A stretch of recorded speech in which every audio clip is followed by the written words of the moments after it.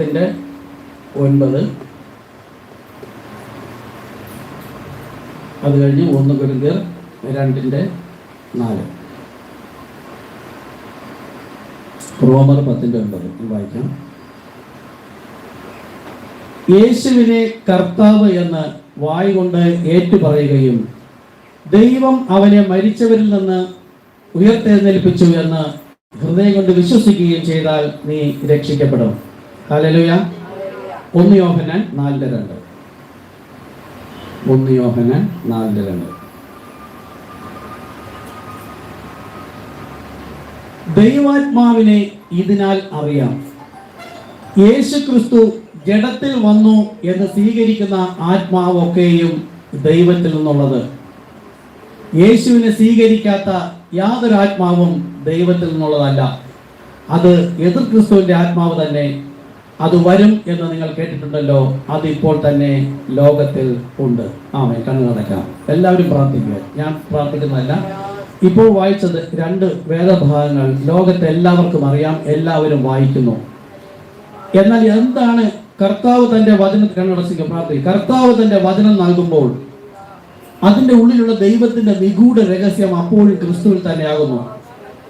അതുകൊണ്ടാണ് ഏതൊരു വ്യക്തിയും ദൈവവചനം എടുത്ത് അല്ലെങ്കിൽ ദൈവസഭയുടെ ഭാഗമാകുന്നതിന് മുമ്പ് അവൻ പാപമോചിക്കപ്പെടണം. യേശു പറഞ്ഞു, കർത്താവാകുന്നു തല, ദൈവം, ആ ശരീരവും വിശുദ്ധിയുള്ളതാണ്. പരിശുദ്ധിയല്ല, പരിശുദ്ധി ദൈവം മാത്രം. തലയാണ്, ശരീരമാണ് സഭ. ആ ശരീരം എന്ന സഭയിലേക്ക് ചേരണമെങ്കിൽ യേശു പറഞ്ഞു, ഞാൻ വിശുദ്ധനാകയാൽ നിങ്ങൾ വിശുദ്ധനാകും. നമുക്ക് ദൈവം പരിശുദ്ധനാണ്. ആ സമയത്ത് വിശുദ്ധി എന്ന് പറഞ്ഞെങ്കിൽ കർത്താവ് ഒരു ക്രിസ്തു വിശ്വാസിക്ക് റോൾ മോഡലായിട്ടാണ് അവിടെ നിൽക്കുന്നത്. താൻ തന്നെ ദൈവമെന്ന് തനിക്കറിയാം, പക്ഷെ താൻ പറഞ്ഞപ്പോൾ പരിശുദ്ധനാകുവിൻ എന്നല്ല പറഞ്ഞത്. ദൈവത്തിന്റെ വചനം കേട്ട് വിശ്വസിച്ച് പ്രമാണിച്ചനുസരിക്കുന്ന ഒരു സാധാരണ മനുഷ്യന് റോൾ മോഡൽ ആയിരുന്നു. അതുകൊണ്ടാണ് ഒരു മനുഷ്യൻ എത്ര തന്നെ ആത്മീയ പദവിയിൽ ഉയർന്നാലും അവന് വിശുദ്ധൻ എന്ന പദവി മാത്രമേ കിട്ടുള്ളൂ. മറിയെ പരിശുദ്ധ മറിയമെന്ന് പറയുന്നത് തെറ്റാകുന്നു. മനുഷ്യനെയും പരിശുദ്ധ പിതാവ് എന്ന് പറഞ്ഞാൽ അത് തെറ്റാകുന്നു. ഒരു പരിശുദ്ധ പിതാവേ ഉള്ളൂ, അത് ദൈവം തന്നെ. യേശു നമ്മെ പഠിപ്പിച്ചത്, ഞാൻ വിശുദ്ധനാകയാൽ നിങ്ങൾ വിശുദ്ധരാകുവേൻ. അതിന് ഒരൊറ്റ വഴിയേ ഉള്ളൂ, മാനസാന്തരപ്പെട്ട് തങ്ങളുടെ പാപങ്ങളുടെ മോചനത്തിനായി ഓരോരുത്തർ കർത്താവായ യേശു ക്രിസ്തുവിന്റെ നാമത്തിൽ സ്നാനമേൽപ്പിൻ, എങ്കിൽ പരിശുദ്ധാത്മാവെന്ന ദാനം ലഭിക്കും. ഈ പരിശുദ്ധാത്മാവെന്ന ദാനം നമ്മുടെ ഹൃദയത്തിൽ വന്ന് വസിക്കുന്നതിന് മുമ്പായി യേശു പറഞ്ഞു, യോഹന്നാൻ സ്നാപകൻ പറഞ്ഞു, ഞാൻ നിങ്ങളെ വെള്ളത്താൽ സ്നാനം കഴിപ്പിക്കുന്നു, എന്റെ പിന്നാലെ വരുന്നവനോ പരിശുദ്ധാത്മാവിനാലും അഗ്നിയാലും. ആ പരിശുദ്ധാത്മാവ് എന്ന ദാനം നമുക്ക് ലഭിക്കുന്നതിനാണ് ഭൂമിയിൽ ഏതൊരു മനുഷ്യനും കർത്താവായ യേശു ക്രിസ്തു എന്ന നാമത്തിൽ തന്നെ സ്നാനപ്പെട്ടിരിക്കണം. കാരണം യേശു പറഞ്ഞു, ഇവരെ കേൾക്കുന്നവൻ എന്നെ കേൾക്കുന്നു, ഇവരെ തള്ളുന്നവൻ എന്നെ അയച്ചെന്നെ തള്ളുന്നു. അപ്പോസ്തലനെ തള്ളിയിട്ട് യേശു പറഞ്ഞത് മതി എന്ന് പറയുന്നവർ മരണത്തിലേക്ക് പോകുന്നു. കാരണം പിതാവ്, പുത്രൻ, പരിശുദ്ധാത്മാവ് ആക്ഷരിക നാമം, അക്ഷരം കൊല്ലുന്നു. അതിന്റെ ആത്മീക നാമം കർത്താവായ യേശു ക്രിസ്തു. അങ്ങനെ പാപമോചന സ്നാനമേറ്റ് പരിശുദ്ധാത്മാ നമ്മുടെ ഹൃദയത്തിൽ ഉടനെ മുദ്രയിടുകയില്ല. അതാണ് അഗ്നിയാലുള്ള അഭിഷേകം, അഗ്നിയാലുള്ള കത്തിക്കൽ. ആ പരിശുദ്ധാത്മാവെന്ന് നമ്മുടെ സകല പാപത്തെയും പഴയ സ്വഭാവത്തെയും ദൈവഹിതമല്ലാത്തതൊക്കെയും കത്തിച്ച് കളയുന്നത് എപ്പോഴാണോ അപ്പോൾ മാത്രമേ അവിടെ വിശുദ്ധിയാകുള്ളൂ, അവിടെ മാത്രമേ ദൈവം മുദ്രയിടുകയുള്ളൂ പരിശുദ്ധാത്മാവിനാൽ. അതുവരെ നാം കാത്തിരിക്കണം, അതുവരെ നാം സഭയിലായിരിക്കണം, വചനം കേൾക്കണം. എപ്പോഴാണ് ഓരോ വ്യക്തികളെ വിളിക്കുമ്പോൾ എന്നാൽ കർത്താവിനറിയാം, ഇനി ആ വ്യക്തി മാറിപ്പോവുകയില്ല, തെറ്റിപ്പോവുകയില്ല, പൂർണ്ണമായും ദൈവത്തിൽ ആശ്രയിച്ച് നിൽക്കുമെന്ന് കർത്താവിന് പൂർണ്ണമായും മുന്നമേ കാണാൻ കഴിഞ്ഞാൽ അപ്പോൾ തന്നെ അവനെ പരിശുദ്ധാത്മാവിനാൽ മുദ്രയിടും. ഇല്ല, പാപ സ്വഭാവത്തിൽ ഇരിക്കുന്നു, പൂർണ്ണമായും ഒരു ആത്മീയ മനുഷ്യനായിട്ടില്ലെങ്കിൽ ദിനം പ്രതി സഭയിൽ വന്ന് ആലയത്തിൽ വന്ന് ദൈവത്തിന്റെ വചനം കേൾക്കുമ്പോൾ നാം നമ്മെ തന്നെ ചെത്തി വെടിപ്പാക്കുന്നു. അങ്ങനെ ലോകത്തിലുള്ളതെല്ലാം മരിപ്പിച്ച ശേഷം കർത്താവ് നമ്മുടെ മേൽ ആവസിക്കും. അപ്പോൾ മാത്രമാണ് നാം ക്രിസ്തുവിന്റെ അവകാശി. അപ്പോഴാണ് ആത്മാവ് വഴി നടത്തുന്നവർ, അവർ മാത്രമാണ് ദൈവത്തെ അബ്ബാ പിതാവേ എന്ന് വിളിക്കുവാൻ. ബാക്കി ആർക്കും അബ്ബാ പിതാവ് എന്ന് വിളിക്കുവാനുള്ള അധികാരം ബൈബിൾ കൊടുക്കുന്നില്ല. ദൈവാത്മാവ് വഴി നടത്തുന്ന ഏവനും അത്രേ ദൈവത്തിന്റെ മക്കൾ. അപ്പോൾ ഇവിടെ പറയുന്നത് യേശുവിനെ കർത്താവെന്നും അതുപോലെ യേശു ക്രിസ്തു ജഡത്തിൽ വന്നു എന്ന് സ്വീകരിക്കുന്നതിനെ കുറിച്ച് പറഞ്ഞു. കർത്താവിന്റെ മർമ്മങ്ങൾ, ആഴങ്ങളെ, രഹസ്യങ്ങൾ നമുക്ക് വെളിപ്പെടുത്തി തരുമാറാകട്ടെ. അത് ഹൃദയത്തിൽ ഉറയ്ക്കുമാറാകട്ടെ. ആ വെളിപ്പാടിൽ കർത്താവിന്റെ വരവരെ നിന്നുകൊണ്ട് ആത്മാവിന്റെ ഫലം കാഴ്ചയെടുക്കപ്പെടുവാനും പരിശുദ്ധാത്മാവെ നമ്മെ സഹായിക്കണമെന്ന് പ്രാർത്ഥിക്കുന്നു. യേശു ക്രിസ്തു നാമത്തിൽ തന്നെ. ആമേൻ, ആമേൻ. ഇരിക്കാം, എല്ലാവർക്കും.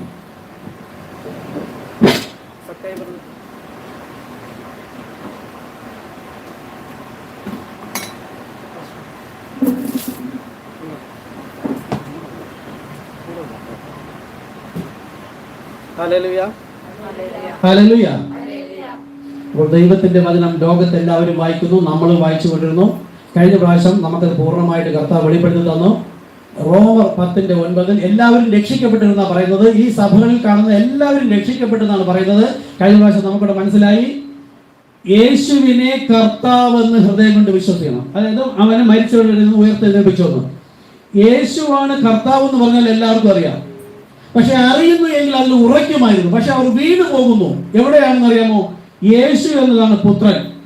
പുത്രനും പിതാവും ഒന്ന് എന്ന് പറയുന്നിടത്ത് അവർ വീണു പോകുന്നു. അതുകൊണ്ട് തന്നെ ആത്മീക വെളിപ്പാടില്ലാത്തതിനാൽ അവർ നശിച്ചു പോകുന്നു. ഇത് കർത്താവിന്റെ വചനത്തിന്റെ രഹസ്യമാണ്. അതുപോലെ തന്നെയാണ് നമ്മളിപ്പോ കണ്ടത്. യേശുവിനെ ക്രിസ്തു അല്ല എന്ന് പറയുന്നവൻ എതിർ ക്രിസ്തു. ഭൂമിയിലുള്ള എല്ലാ സഭകളും പഠിപ്പിക്കുന്നു യേശു തന്നെയാണ് ക്രിസ്തു. എന്നാൽ ഈ യേശു ആരുടെ പേരാണ്? പുത്രന്റെ പേരാണ്. ഈ പുത്രന്റെ പേരാണ് യേശു. ഇത് ആത്മീയ നാമം. പിതാവിന്റെ പേര് കർത്താവ്. കഴിഞ്ഞ പ്രാവശ്യം പഠിച്ചതിന് ആവർത്തിച്ചിട്ട് രണ്ടാമത്തെ ഭാഗത്തിലേക്ക് പോവുകയാണ്. പിതാവിന്റെ നാമം കർത്താവ്. യേശു പിതാവിനെ വിളിച്ച കർത്താവേ, ഇവർ ചെയ്യുന്നത് എന്തെന്നറിയാൻ ക്ഷമിക്കണമേ. അപ്പൊ പിതാവ് ദൈവമായ കർത്താവ്, യഹോവയായ കർത്താവ്. ഈ യേശു, പുത്രന്റെ നാമം യേശു. കന്യക ഗർഭിണിയായ ഒരു മകനെ പ്രസവിക്കും, അവന് യേശു എന്ന് പേർ കൊടുക്കണം. ഈ യേശു ആണ് കർത്താവ് എന്ന് പറഞ്ഞാൽ അവർ പറയാതെ ശരി തന്നെ. പക്ഷെ ഇത് ഒന്ന് തന്നെ. എന്നാൽ പുത്രനാണ് യേശു. പുത്രനാണ്. പിതാവ് എന്ന് പറഞ്ഞാൽ ഇടറിപ്പോകും. ഇതാ യേശു പറഞ്ഞത്, എങ്കൽ ഇടറാത്ത മനുഷ്യൻ ഭാഗ്യവാൻ. പിതാവ്, പുത്രൻ, പരിശുദ്ധാത്മാവ് വിശ്വാസി വായിച്ചാലും അവിശ്വാസി വായിച്ചാലും മൂന്ന് വ്യക്തി തന്നെ. എന്നാൽ വിശ്വാസിക്കോ ശീതവാനോ ഉഷ്ണവാനോ ആയിരുന്നെങ്കിൽ കൊള്ളാമായിരുന്നു. ഒന്നുകിൽ പിതാവ്, പുത്രൻ, പരിശുദ്ധാത്മാവ് എന്ന് മൂന്ന് വ്യക്തി എന്ന് പറഞ്ഞിട്ടിരിക്കുക. കർത്താവ് എപ്പോഴെങ്കിലും ഹൃദയ കണ്ണ് തുറന്നു തരും. എന്നാൽ അവൻ വിശ്വസിച്ച് ക്രിസ്ത്യാനിയാണെന്ന് പറഞ്ഞു വന്നിട്ട് ദൈവത്തെ അപമാനിക്കാൻ. പിന്നെ മൂന്നും ചേർന്ന ഒന്നാണ് ദൈവം. ദൈവം സർവശക്തൻ, നിലനിൽപ്പിന് മറ്റൊരുത്തന്റെയും ആവശ്യമില്ല. അപ്പം മൂന്നും ചേർന്ന ഒന്നെന്ന് പറയുമ്പോൾ ശീതോഷ്ണവനായി. യേശു വന്നപ്പോൾ യഹോവയായ ദൈവം, ആത്മാവായി നിന്ന ദൈവം തന്നെയാണ് ശരീരധാരിയായി വന്നത്. ഈ ശരീരത്തിൽ നോക്കിക്കൊണ്ട് അവർ രണ്ടെന്നും മൂന്നെന്നും പറഞ്ഞപ്പോഴാണ് യേശു പറഞ്ഞത്, എങ്കലിടറാത്തവൻ ഭാഗ്യവാൻ. യേശു ക്രിസ്തു എന്ന ശരീരം നോക്കിക്കൊണ്ട് പിതാവിനെ വേറൊരു വ്യക്തി എന്ന് പറഞ്ഞപ്പോൾ തന്നെ അവർ ഇടർച്ചക്കല്ലിൽ തട്ടി വീണുപോയി. അതുപോലെ തന്നെ കർത്താവായ യേശു ക്രിസ്തു നാമത്തിൽ സ്നാനപ്പെടുവാൻ ബൈബിൾ പറഞ്ഞിരിക്കുന്നു. ഇത് വേണ്ട, യേശു പറഞ്ഞത് മതി എന്ന് പറയുമ്പോൾ എങ്കൽ ഇടറിയിരിക്കുന്നു സകല ഭൂവാസികളും ക്രിസ്ത്യാനികൾ എന്ന് പറയുന്നവരും. അപ്പോൾ അടുത്ത് നമ്മൾ നോക്കാൻ പോകുന്നത് യേശുവിനെ ക്രിസ്തു അല്ല എന്ന് പറയുന്ന, ശ്രദ്ധിക്കണം, യേശുവിനെ ക്രിസ്തു അല്ല എന്ന് പറയുന്നവൻ എതിർ ക്രിസ്തു അല്ലേ? നോക്കുക. നമ്മൾ കഴിഞ്ഞ പ്രാവശ്യം കണ്ടത് യേശുവിനെ കർത്താവ് എന്ന് പറഞ്ഞപ്പോൾ കണ്ട മെയിൻ ഭാഗം എന്താണ്? യേശു ക്രിസ്തു ആരാണ്? വീണ്ടെടുപ്പുകാരൻ. കൊലോസിൽ പറയുന്നു അവൻ നമ്മുടെ വീണ്ടെടുപ്പുകാരൻ. യെശയ്യാ പ്രവാചകൻ 44:6 പറഞ്ഞു, ഇസ്രായേലിന്റെ രാജാവായ സൈന്യങ്ങളുടെ യഹോവ അവന്റെ വീണ്ടെടുപ്പുകാരൻ. രണ്ട് വീണ്ടെടുപ്പുകാരനില്ല, ഒരു വീണ്ടെടുപ്പുകാരൻ. അടുത്ത് വിടുതൽക്കാരനാരാ? അതും യേശു ക്രിസ്തു തന്നെ, അതും ഈ ദൈവം തന്നെ. കാര്യം ആത്മാവായ ദൈവമാണ് ഇവയൊക്കെയും ചെയ്യുമെന്ന് പറഞ്ഞത്.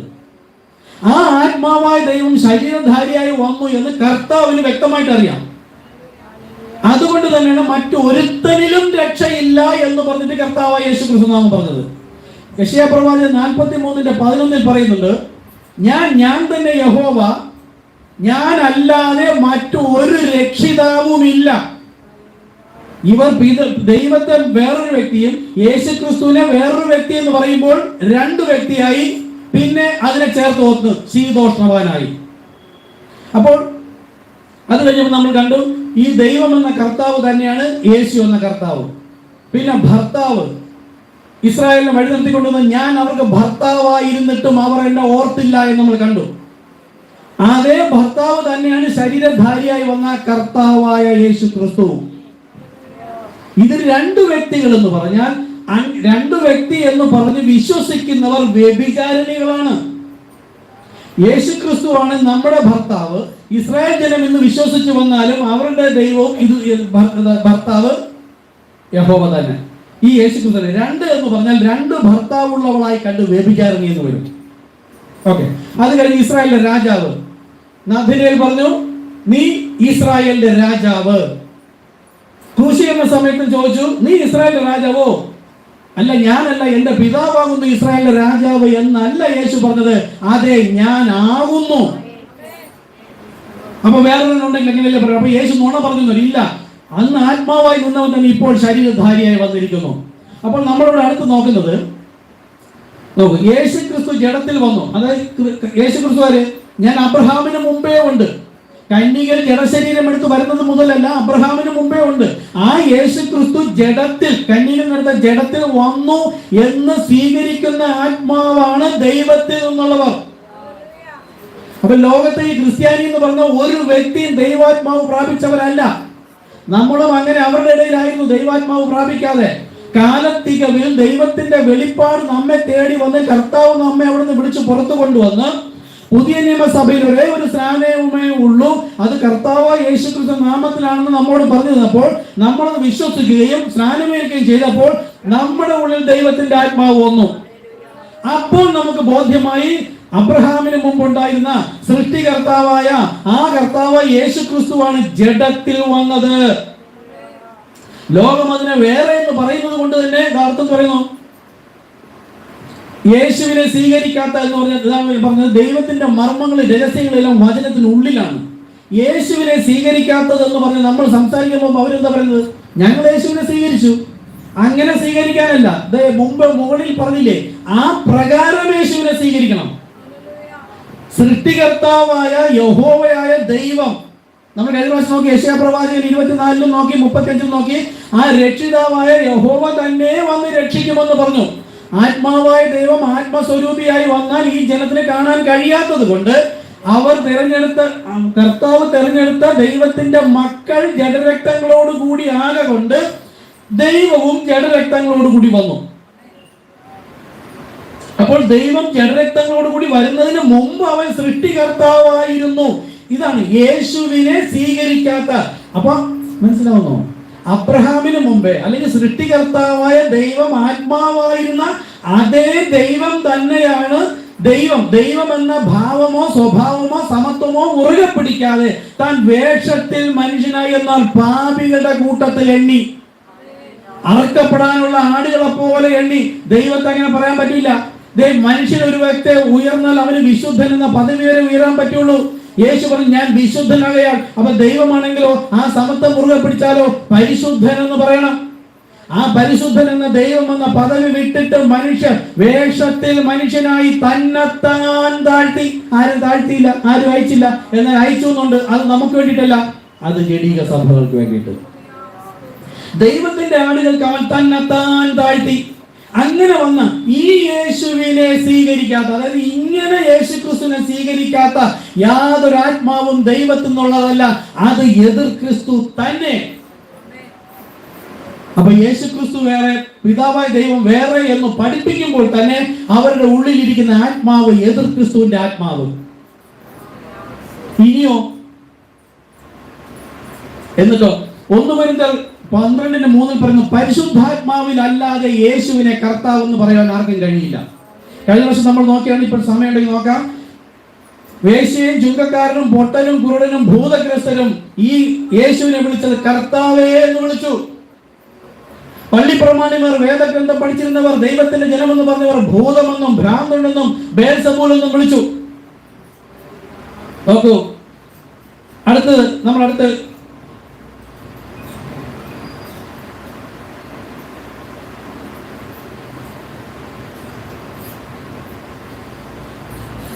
യോഹന്നാൻ 2:22. ഇതാണ് ഇനി നമ്മൾ എടുക്കാൻ പോകുന്നത്.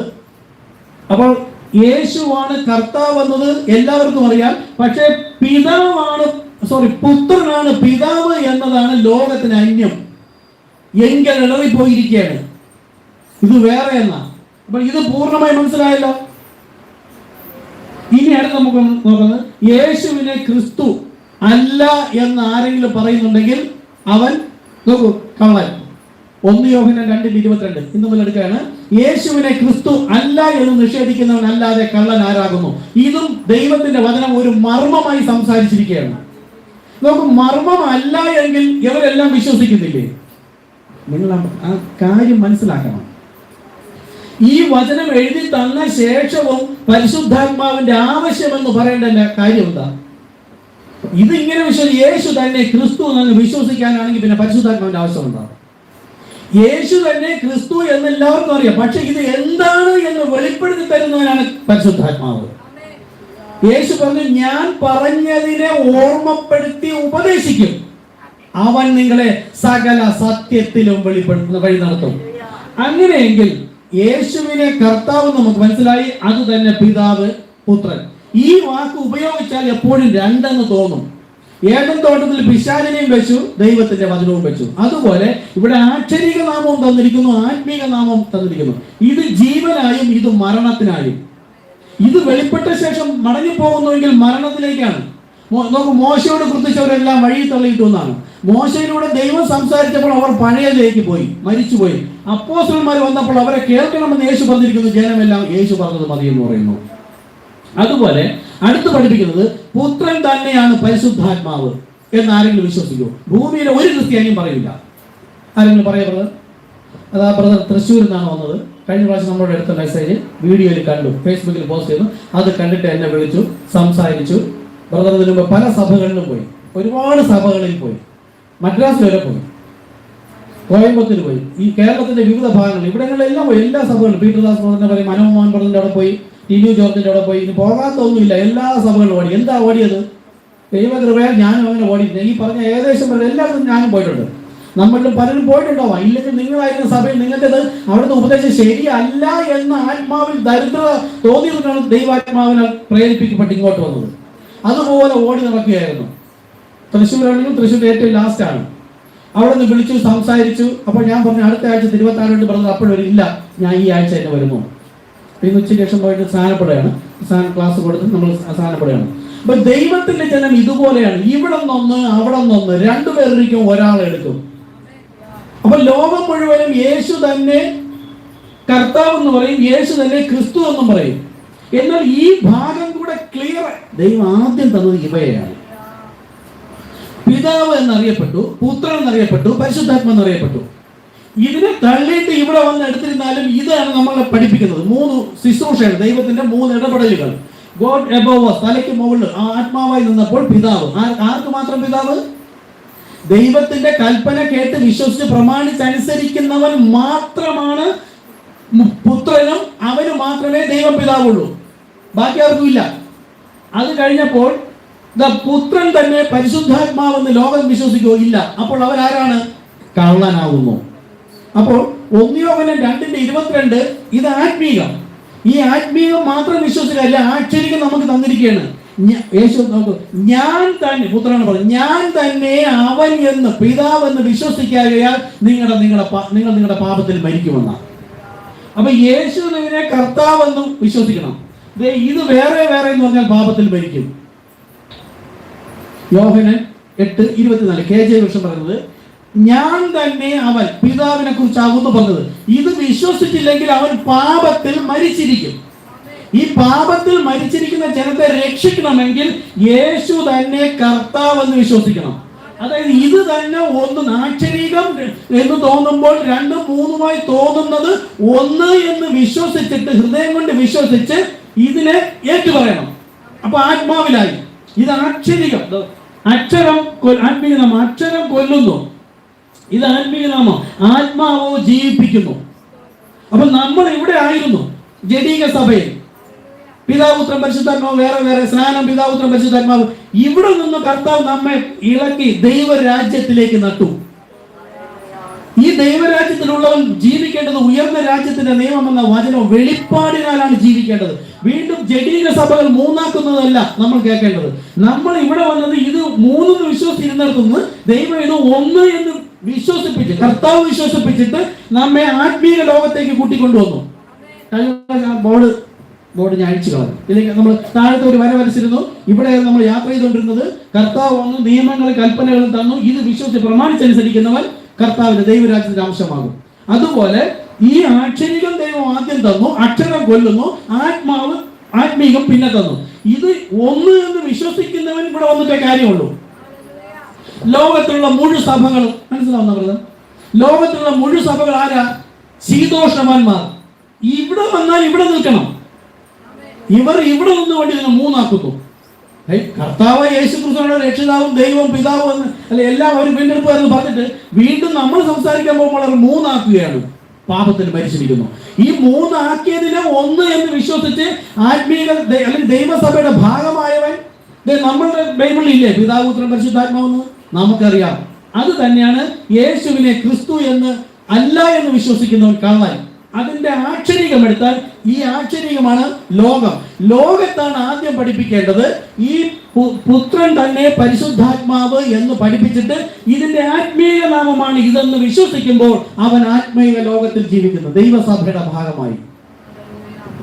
ഓക്കെ, ക്രിസ്തു എന്നാൽ എന്താണ്? അതിന്റെ ആത്മീയ വെളിപ്പാട് എന്താണെന്ന് നോക്കാം. മാർക്കോസ് 8:29. അവൻ അവരോട് ചോദിച്ചു, എന്നാൽ നിങ്ങൾ എന്നെ ആരെന്ന് പറയുന്നു? അത് ലോകം പലതും പറയുന്നു, ബേൽസെബൂൽ, മറിയയുടെ പുത്രൻ, തച്ചന്റെ മകൻ എന്നൊക്കെ പറയുന്നു. അതൊന്നും എനിക്കറിയണ്ട. പിതാവ് ആകർഷിച്ച് പുത്രന്റെ അടുക്കലേക്ക് വന്ന നിങ്ങൾ എന്നെ കുറിച്ച് എന്തു പറയുന്നു എന്നാണ് കർത്താവിന് അറിയാനുള്ളത്. നോക്കൂ, ഇത് തന്നെ 3 മത്തായിയിൽ പറഞ്ഞ നീ ദൈവത്തിന്റെ പുത്രനായ ക്രിസ്തു 3 എന്ന് തോന്നും. മാർക്കോസിലും ദൈവത്തിന്റെ പുത്രൻ, ദൈവത്തിന്റെ ക്രിസ്തു 2 തോന്നും. ദൈവജനത്തിന് വേണ്ടി പറയുന്നു ലൂക്കോസിലാണ് ദൈവത്തിന്റെ ക്രിസ്തു. മാർക്കോസ് 8:29 പറയുന്നു നീ ക്രിസ്തു. യേശുവിനെ ചൂണ്ടിയിട്ട് പറയാണ് ക്രിസ്തു. ക്രിസ്തു വെച്ചാ പരിശുദ്ധാത്മാവ്. അതുകൊണ്ടാണ് യേശു പറഞ്ഞത് ആരോടും മിണ്ടരുത്, കർശനമായി ശാസിച്ചു. നോക്കൂ, യേശു പോയ ശേഷം വന്ന പരിശുദ്ധാത്മാവ് ആരാണ്? യേശുവുമായി വല്ല ബന്ധവും ഉണ്ടോ എന്ന് നമുക്കൊന്ന് നോക്കാം. ഓക്കെ, നീ ക്രിസ്തു എന്ന് പറഞ്ഞപ്പോൾ തന്നെ പത്രോസിനോട് പറഞ്ഞ് ഇത് നിങ്ങൾ ജഡരക്തമല്ല എന്റെ പിതാവത്രേ വെളിപ്പെടുത്തി തന്നത്. ഈ വെളിപ്പാടിന്മേൽ ഞാൻ എന്റെ സഭയെ പണിയും. അതായത് ഞാൻ തന്നെ പരിശുദ്ധാത്മാവ്. അപ്പോൾ ഞാൻ തന്നെ പിതാവ് എന്നും പുത്രൻ തന്നെ പിതാവെന്നും പുത്രൻ തന്നെ പരിശുദ്ധാത്മാവെന്നും വിശ്വസിക്കുന്നവൻ മാത്രമാണ് ദൈവജനം. അതാണ് വെളിപ്പാട്.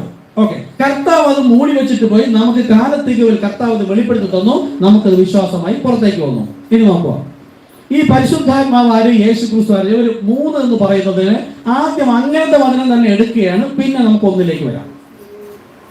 യോഹന്നാൻ 14:26.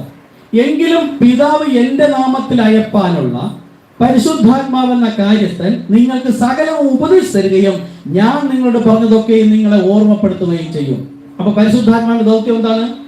യേശു എന്തൊക്കെ പറഞ്ഞിട്ടുണ്ടോ അതിനെ ഓർമ്മപ്പെടുത്തിയിട്ട് അത് എങ്ങനെ ചെയ്യണം, എപ്പോൾ ചെയ്യണം, ആര് ചെയ്യണം, എവിടെ വെച്ച്, അതുകൊണ്ടുള്ള ദോഷമെന്ത്, ഗുണമെന്ത്, നന്മയെന്ത്, എങ്ങനെ സ്വർഗരാജ്യം പ്രാപിക്കുമോ എന്താണെന്നുള്ള എക്സാക്ട് സകല കാര്യങ്ങളും ഉപദേശിച്ചു തരുന്നതും എന്നിട്ട് സകല സത്യത്തിലും വഴി നടത്തുന്നതും പരിശുദ്ധാത്മാവ്. അത് കഴിഞ്ഞ പ്രാവശ്യം പറഞ്ഞു, നിങ്ങൾക്ക് ആ വചനം പിടിയിട്ട് കഴിഞ്ഞ പ്രാവശ്യം പറഞ്ഞു പരിശുദ്ധാത്മാവ് വന്നോ ദൈവത്തിന്റെ പുത്രൻ അല്ലേ? അപ്പോൾ എന്താ? പുത്രത്വത്തിന്റെ ആത്മാവ് പ്രാപിച്ചു. കഴിഞ്ഞ വർഷം പറഞ്ഞത് എന്താണ്? പരിശുദ്ധാത്മാവ് തന്നെയാണ് വന്നത്. പരിശുദ്ധാത്മാവ് യേശു പറഞ്ഞത്, യേശുവിന്റെ ഉള്ളിൽ എന്ന് പറഞ്ഞത് ആരാ? പിതാവ്.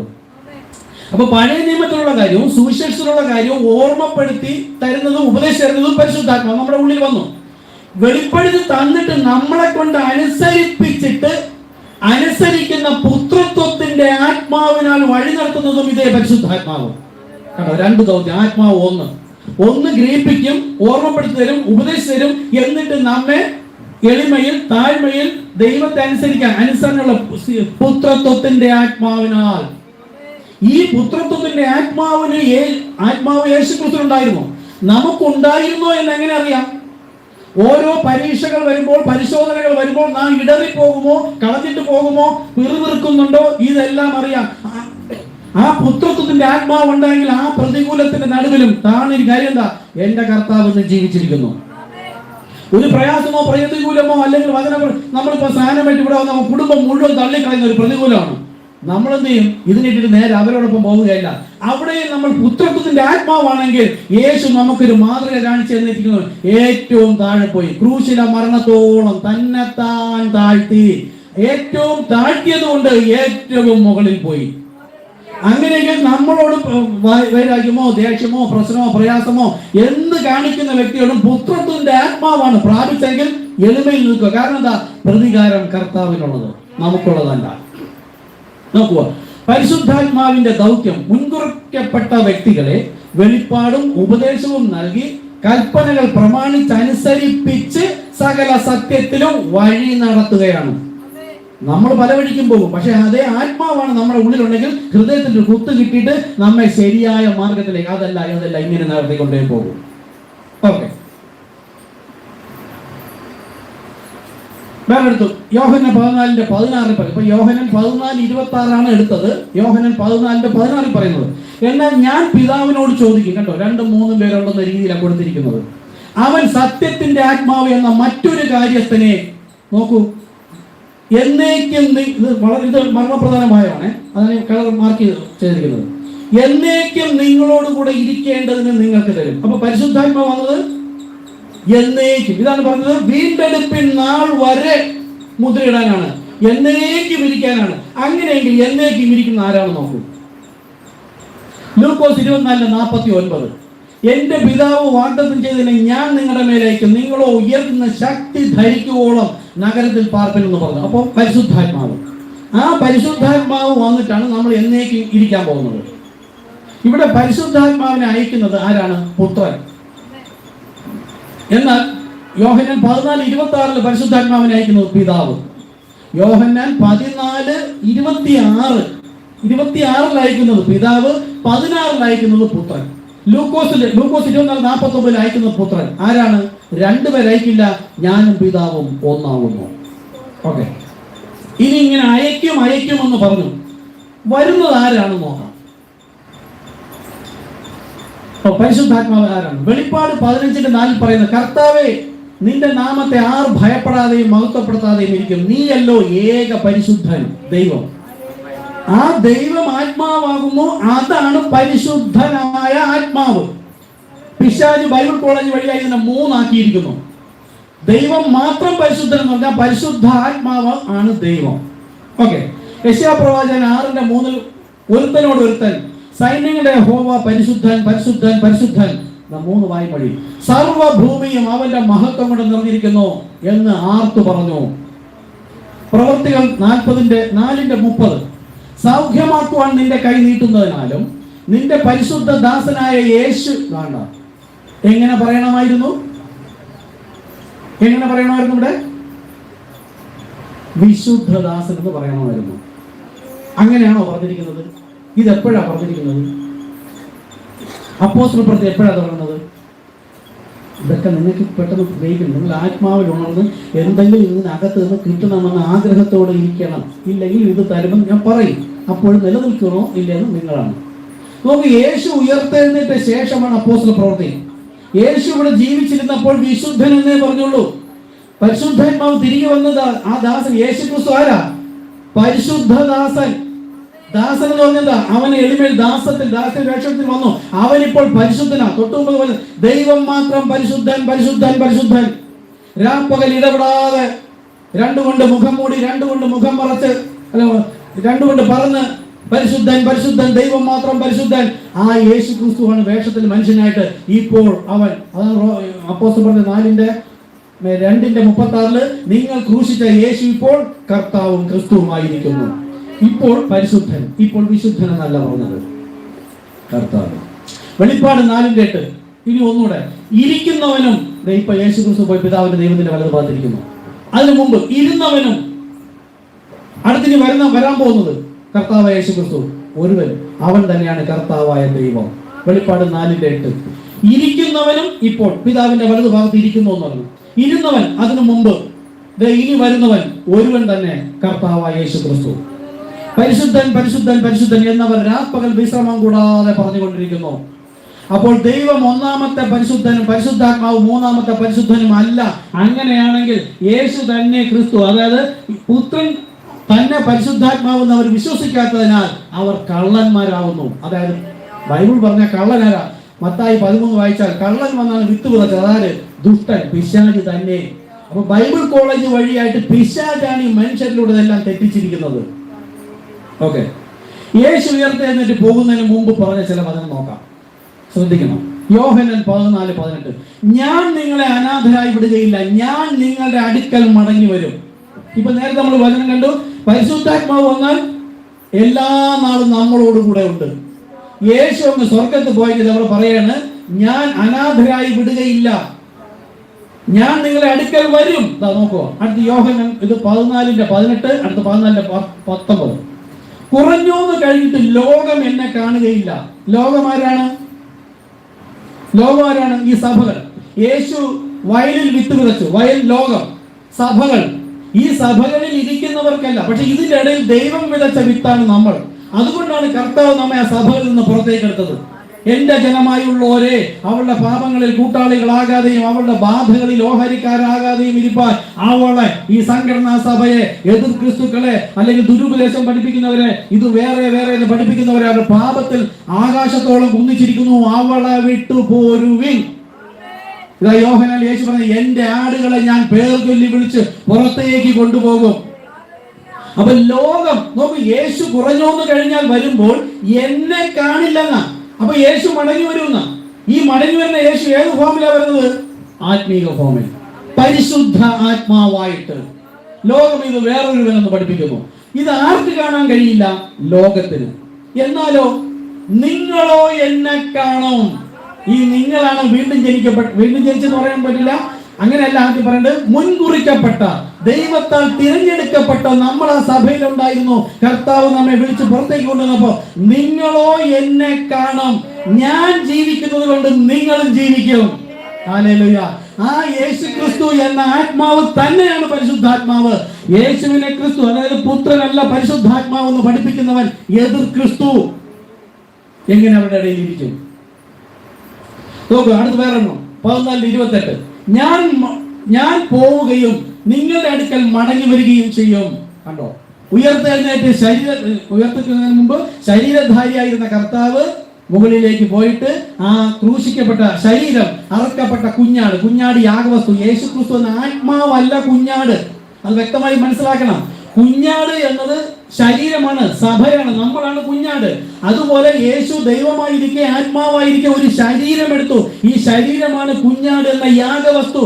ആ യാഗം പൂർത്തിയാക്കിയപ്പോൾ, യാഗവസ്തു ക്രൂശിൽ തൂങ്ങിക്കിടന്നപ്പോൾ അതിന്റെ ഉള്ളിൽ നിന്ന് അതിനു മുമ്പായിട്ട് ആത്മാവ് പുറത്തുപോയി അഗാധ കൂപങ്ങളിൽ പോയി ബദ്ധന്മാരെ വിടുവിച്ച് മുകളിലേക്ക് കയറി. അപ്പോൾ കുഞ്ഞാട് എന്ന് പറയുന്നത് യാഗവസ്തു, ശരീരം.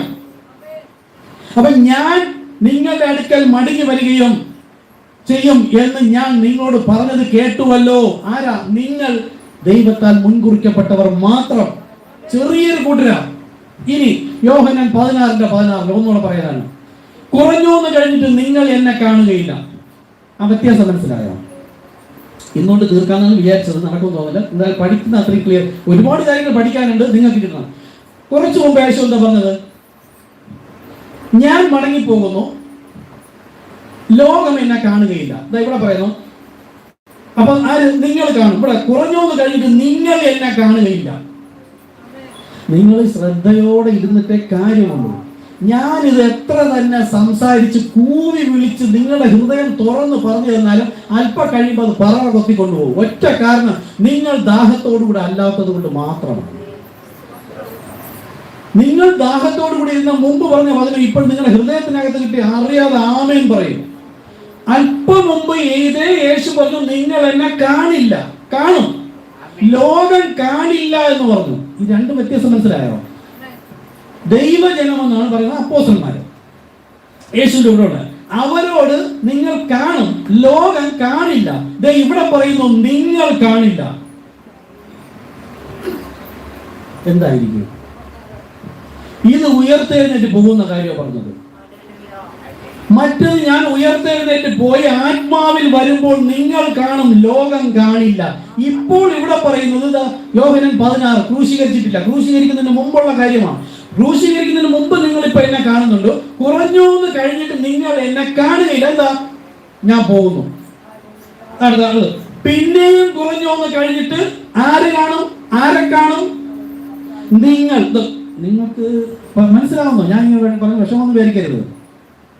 ഇത് ആത്മാവിന്റെ അകത്ത് ഇത് എരിവോടെ കിട്ടിക്കൊണ്ടിരുന്ന നിങ്ങൾക്ക് അടങ്ങിയിരിക്കാൻ കഴിയും. നിങ്ങൾ അടങ്ങിയിരിക്കുകയില്ല. അടങ്ങിയിരിക്കുന്നുവെങ്കിൽ അതിന് ലക്ഷ്യം എന്തെന്ന് ഞാൻ ഇനി പറയുന്നില്ല. യേശു പറഞ്ഞു നിങ്ങൾ ബോർഡ് താഴെ ബലികാടൻ.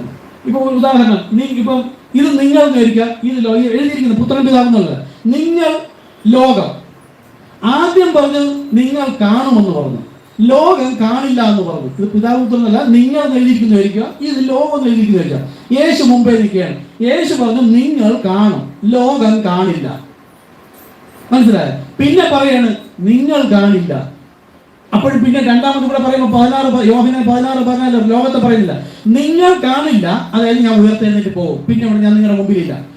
പക്ഷേ കുറഞ്ഞോന്ന് കഴിഞ്ഞിട്ട് പിന്നെയും കുറഞ്ഞോന്ന് കഴിഞ്ഞിട്ട് നിങ്ങൾ കാണും. ആദ്യം നിങ്ങൾ കാണില്ല, ഞാൻ ഉയർത്തെഴുന്നേറ്റ് പോകും. വീണ്ടും നിങ്ങൾ തന്നെ കാണും, അപ്പോഴും ലോകം കാണില്ല. എന്തുകൊണ്ടാ?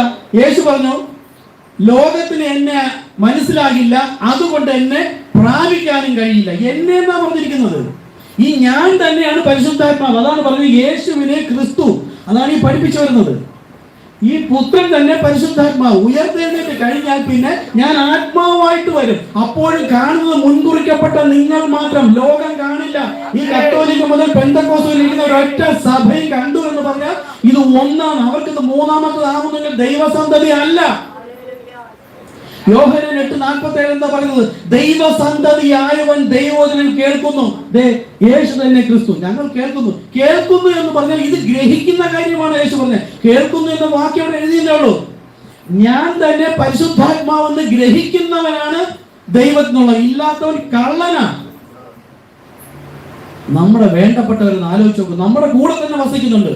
ഭാര്യയായിട്ടും ഭർത്താവായിട്ടും സഹോദരനായിട്ടും അമ്മയായിട്ടും കുടുംബ ബന്ധുമിത്രാദികളായിട്ടും നമ്മുടെ കൂടെ ഇരിക്കുന്നവരാരും വിശ്വസിക്കുന്നില്ലല്ലോ.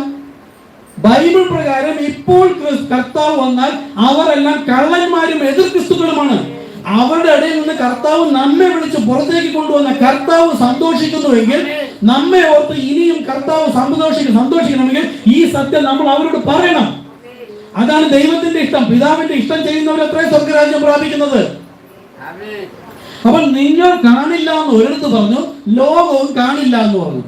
ഇപ്പോൾ നിങ്ങൾ അത് നിങ്ങൾ കാണും, ലോകം കാണില്ല. ഇപ്പോൾ നിങ്ങൾ കാണില്ല, അപ്പൊ ലോകത്തെ കുറിച്ചല്ല, എവിടെ തന്നെ നിങ്ങൾ കണ്ടോ, നിങ്ങൾ കാണില്ല, ഉയർത്തെഴുന്നേറ്റ് വീണ്ടും കുറഞ്ഞോ, പിന്നെയും കുറഞ്ഞോ എന്ന് കഴിഞ്ഞല്ലോ. നിങ്ങൾ എന്നെ അതായത് ഞാൻ പോയി പരിശുദ്ധാത്മാവായി മടങ്ങി വരും, എല്ലാ നാളും നിങ്ങളുടെ കൂടെയുണ്ട്.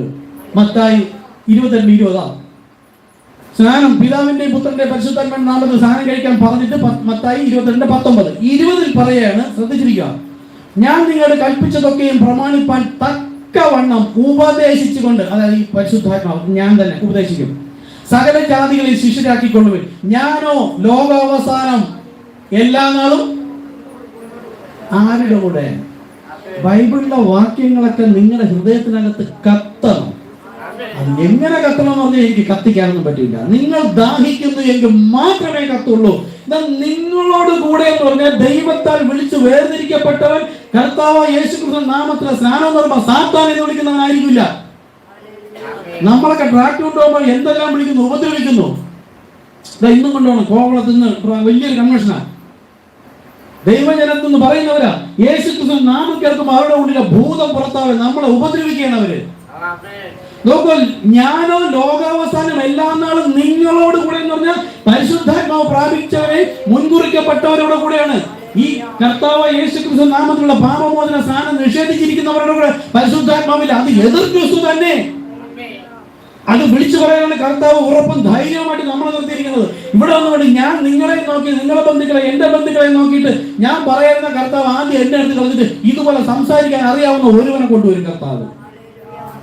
എന്റെ ഫാമിലി ഗ്രൂപ്പിലൊക്കെ ഇട്ട് ഒരുത്തനെ കാണൂല. പപ്പയുടെ ഫാമിലി ഗ്രൂപ്പിലൊക്കെ ഇട്ട് ഇപ്പൊ എല്ലാവർക്കും അലർജിയാണ്. എന്തുകൊണ്ടാ? കർത്താവ് യേശുക്രിസ്തു നിമിത്തം. ഇതാ യേശു എങ്കിൽ ഇടറാത്ത മനുഷ്യൻ ഭാഗ്യവാൻ.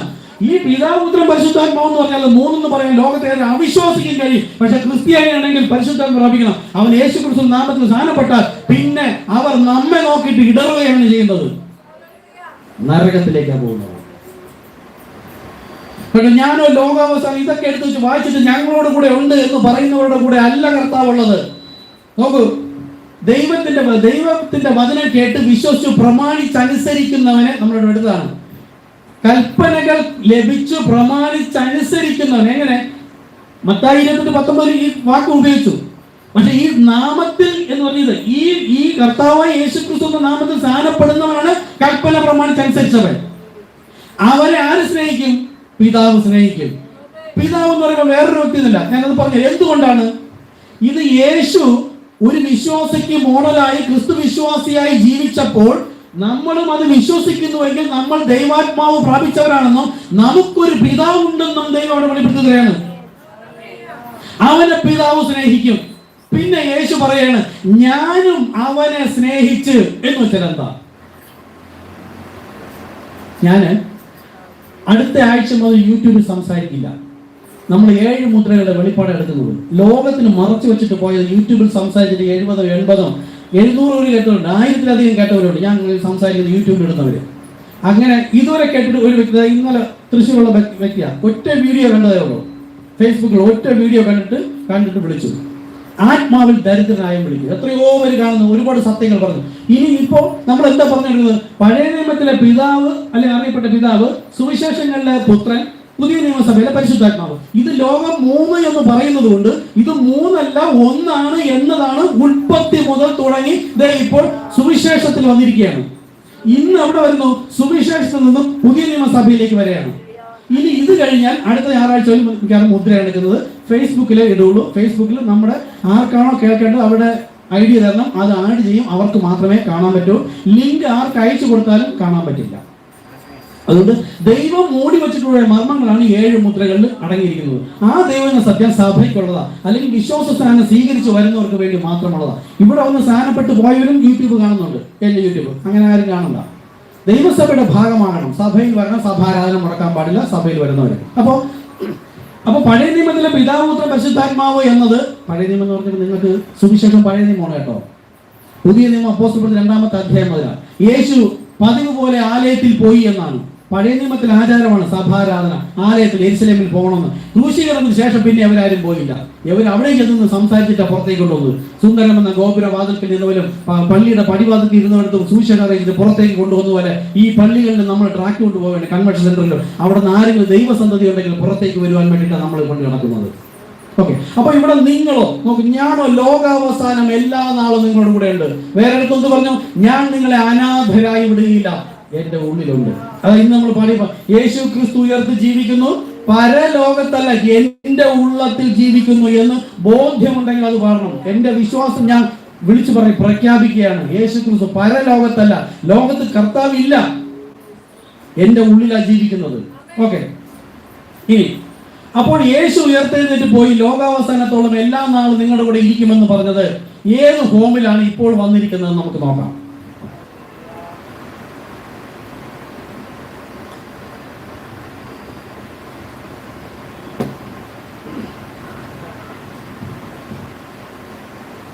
പ്രാർത്ഥനയോടെ ആയിരിക്കുക. ഇവിടെ പറയുന്നതൊക്കെ പറഞ്ഞു പോകും, ഇതെല്ലാം താങ്ങണം. ഇല്ലെങ്കിൽ വഴിയെങ്കിലും പാറപ്പുറത്ത് മുള്ളിൽ കഴിഞ്ഞ് വീഴുന്ന പോലെ അല്പം കഴിഞ്ഞ് ചോദിച്ചോ, മീറ്റിംഗ് കഴിഞ്ഞ് ചോദിച്ചോ, നല്ല പ്രസംഗം, ഭയങ്കര പ്രസംഗം, എന്തായാലും വിഷയം ഞാൻ നോക്കട്ടെ, നോട്ട് നോക്കട്ടെ എന്ന് പറയുകയല്ല വേണ്ടത്. ആത്മാവിലുണ്ടായിരിക്കും. നോക്കൂ, ആത്മാവിൽ വചനമുള്ള നമ്മളവിടെ വന്നത്. മറ്റ് സഭകളിൽ പലതും വിശ്വസിച്ചിരുന്നപ്പോൾ ദൈവത്തിന്റെ എക്സാക്ട് വെളിപ്പാട് വന്നപ്പോൾ നമ്മുടെ ഉള്ളിൽ കിടന്ന ദൈവത്തിന്റെ വചനമാണ് നമുക്ക് സപ്പോർട്ട് ചെയ്തു തന്നത്. ആ വചനമാണ് നമ്മെ ഇവിടെ കൊണ്ട് എത്തിച്ചത്. അതാണ് പിതാവ് ആകർഷിച്ചത്. പിതാവ് ദൈവം വചനമാകുന്നു നമ്മെ ആകർഷിക്കൊണ്ട് കൊണ്ടുവന്നത്. നോക്കുക, അപ്പൊ ശരീരധാരിയായി വന്ന യേശു ക്രിസ്തു ഇന്ന് ഏത് ഫോമിലാണ് വന്നത്? വചനം എന്ന് പറയും. നോക്കാം.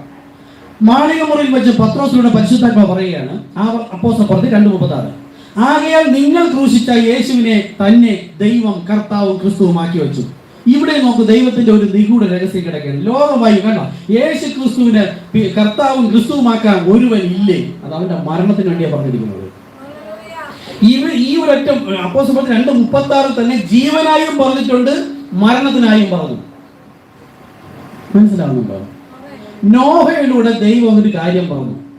കേട്ട് വിശ്വസിക്കുന്നവൻ ജീവനിലേക്ക്, വിശ്വസിക്കാത്തവൻ അതേ വചനം. നോക്കൂ, നോഹയെ കുടുംബത്തെ രക്ഷിച്ച അതേ ജലം തന്നെ അവരെ മുക്കിക്കൊന്നു. അപ്പൊ ഒരു വചനം 2 എന്ന് തോന്നുന്ന തരത്തിൽ പറഞ്ഞിരിക്കുന്നു. ദൈവജനത്തിന് അത് വെളിപ്പാടെടുക്കുമ്പോൾ അത് 1. അത് ദൈവത്തോടുള്ള സമത്വം മുറുകെ പിടിക്കാതെ വേഷത്തിൽ മനുഷ്യനായി വന്ന യേശു ക്രിസ്തു തിരികെ ആ കർത്താവ്, പഴയ നിയമത്തിൽ അറിയപ്പെട്ട സൃഷ്ടികർത്താവ് എന്ന പൊസിഷനിൽ തിരികെ പോയി. അവൻ തന്നെ തിരികെ വരാനുള്ള പരിശുദ്ധാത്മാവായിരിക്കുന്നു. യേശു പിന്നെ കർത്താവെന്നും ക്രിസ്തുവെന്നും അവൻ തന്നെയാണ് ദൈവം. ഇത് ആരറിയണം? ഇസ്രായേൽ ഗ്രഹമൊക്കെയും നിശ്ചയമായും അറിഞ്ഞുകൊള്ളട്ടെ. ഇസ്രായേൽ ഗ്രഹം മാത്രം പറഞ്ഞത് എന്താ? ഇസ്രായേൽ ഗ്രഹത്തോട് സംസാരിക്കാനാണ് യേശു ക്രിസ്തു വന്നത്.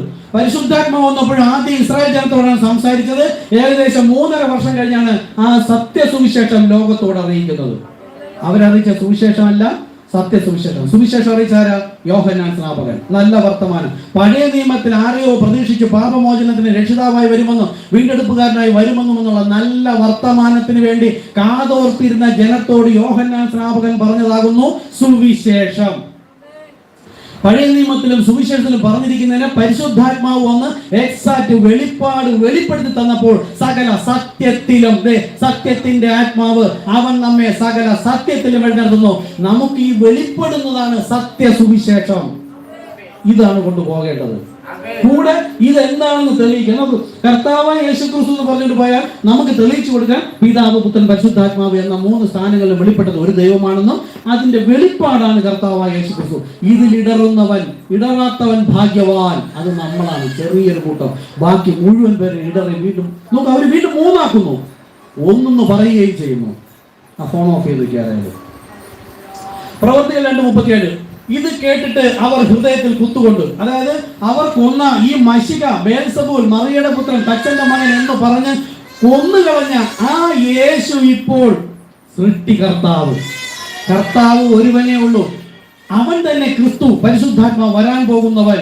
ഇത് ഒരു വെളിപ്പാട്. ഞാൻ മുദ്രകൾ എടുക്കുമ്പോൾ കുറച്ച് ഇതിന്റെയൊക്കെ സത്യം അവിടെ പറഞ്ഞു. ഇതിപ്പോ എല്ലാം അവിടെ പറയുന്നില്ല. നിങ്ങൾ ആരും ഓർമ്മിച്ചോളണം. അപ്പോസ്തലർ 2:37 അതൊരു മർമ്മം ഞാൻ അവിടെ പറയാം. അത് ലോകത്തിന് കൊടുക്കുന്നില്ല. 7 മുദ്രകൾ നമ്മൾ മാത്രം പഠിച്ചാൽ മതി. ദൈവജനം പഠിക്കണമെന്ന് ദൈവം ആഗ്രഹിച്ചിട്ടല്ലേ മൂടി വെച്ചിട്ട് പോയത്. അപ്പൊ അതിനേക്കാളും വലുതായി നമ്മൾ എല്ലാവർക്കും തുറന്നു കൊടുക്കേണ്ട ആവശ്യമില്ല. അപ്പൊ ആദ്യം അവൻ കേട്ട് വിശ്വസിച്ച് വരേണ്ടുന്ന കാര്യം ഇപ്പൊ പറഞ്ഞു കൊടുക്കുന്നുണ്ട്. കേട്ട് വിശ്വസിച്ച് വരുന്നുണ്ട്. യേശു പറഞ്ഞ, നിങ്ങളോ എന്നെ കാണും, പുറത്തുള്ളവർ കാണില്ല. നിങ്ങൾക്കൊക്കെ ഇപ്പം വരം ലഭിച്ചിരിക്കുന്നു, പുറത്തുള്ളവർക്ക് വരം ലഭിച്ചിട്ടില്ല. നിങ്ങൾ ദൈവത്തെ തെരഞ്ഞെടുത്ത് അവർക്കാണ് മൂടി വെച്ചിട്ട് പോയത്, നമുക്കിപ്പോ തുറന്നു തന്നു. അതുകൊണ്ട് ഇത് ആരെങ്കിലും ഓർമ്മിച്ച് ചോദിച്ചോണം. 37 പറയുന്ന കാര്യത്തിന്റെ ഒരു മർമ്മമുണ്ട്. മുദ്രകൾ എടുക്കുന്ന അടുത്ത ആഴ്ച മുദ്രകൾ എടുക്കുമ്പോൾ ഞാനത് പറഞ്ഞുതരാം. ഓക്കെ. അപ്പോഴാണ് അത് ഹൃദയത്തിൽ കുത്തുകൊണ്ട്. എന്തുകൊണ്ടെന്നൊക്കെ അവിടെ പറയാം. പത്രോസ് അവരോട്, നിങ്ങൾ മാനസാന്തരപ്പെട്ട് നിങ്ങളുടെ പാപങ്ങളുടെ മോചനത്തിനായി. എന്തിനാ അവിടെ പാപമോചനം എന്നുള്ളത്?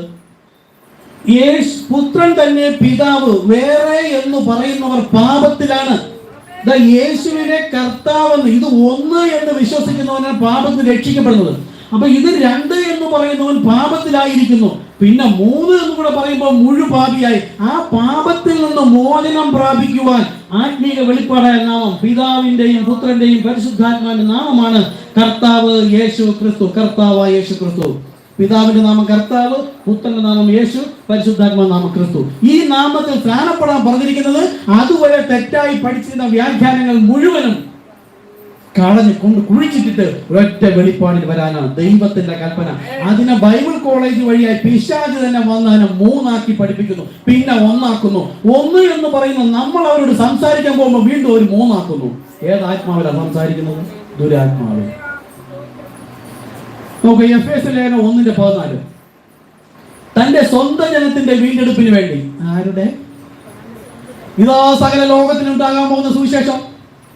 ഇതാ ലോകത്തെ സ്നേഹിച്ചു, അതെ, എല്ലാവരെയും സ്നേഹിച്ചു. പക്ഷേ ആർക്ക് വേണ്ടി മരിച്ചു?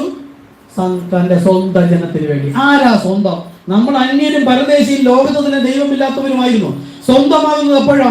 കൽപ്പന കിട്ടി പ്രമാണിച്ചനുസരിക്കുമ്പോൾ, ആത്മാവ് വരുമ്പോൾ ദൈവത്തിന്റെ പുത്രൻ പിന്നെ സ്വന്തമായി. അങ്ങനെയുള്ള സ്വന്തമായവരെ മാത്രം തെരഞ്ഞെടുപ്പാൻ വീണ്ടെടുപ്പാണ് കർത്താവ് യേശു ക്രിസ്തു. തന്റെ സ്വന്തം ജനത്തിന്റെ വീണ്ടെടുപ്പിന് വേണ്ടി തന്റെ